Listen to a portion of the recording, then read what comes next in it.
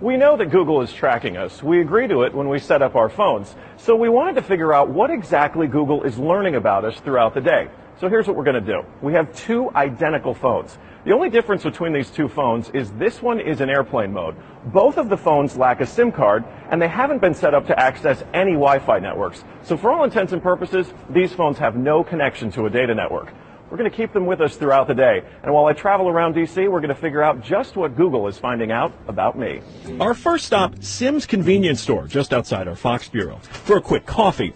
From there, we took a walk to the Capitol and took a quick walk around the Senate office buildings, and then decided to hop in a car and head around town. Hello. We're going to the Children's Hospital, please. To run our test, we had to do more than walk the block, so we took a tour around our nation's capital. First, due north to the Children's National Medical Center Hospital, then west to St. Albans School and the National Cathedral. Our tour around town was a 14-mile journey that lasted more than an hour. The entire time, the phones had no access to the internet. Oh my goodness. Not a Wi-Fi connection and not any cellular data service. It almost seemed quaint to assume that Google wouldn't even be able to collect data on me. Let's head back to the bureau, my friend.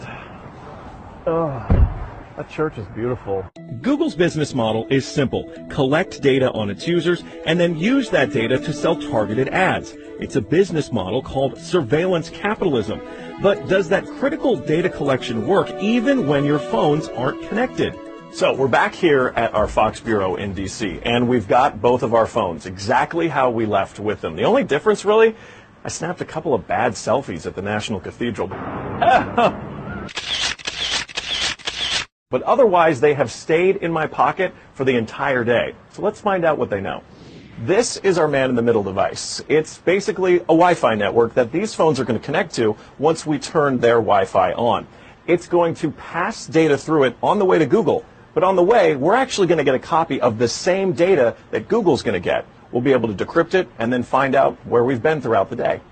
Within minutes, the numbers rolled in. The phone that wasn't on airplane mode registered more than 100 locations, 130 activities, and even 152 barometric readings.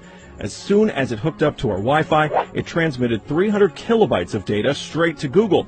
The phone even logged our exact locations, tracking us all around town, the Capitol, the hospital, the school, and the cathedral. Now you may notice what's missing here is the exact route that we took, but it got that data too. It knows when I got out of the car.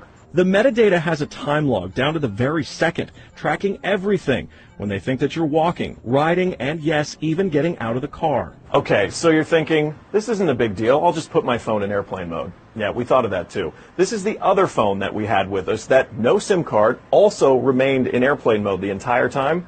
Let's see what kind of data it captured.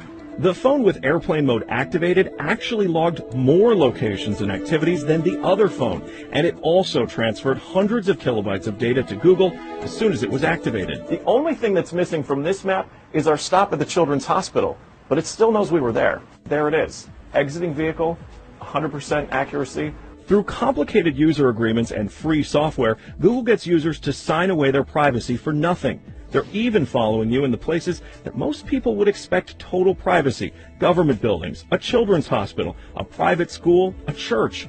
Every move you make, every step you take, Google is watching you.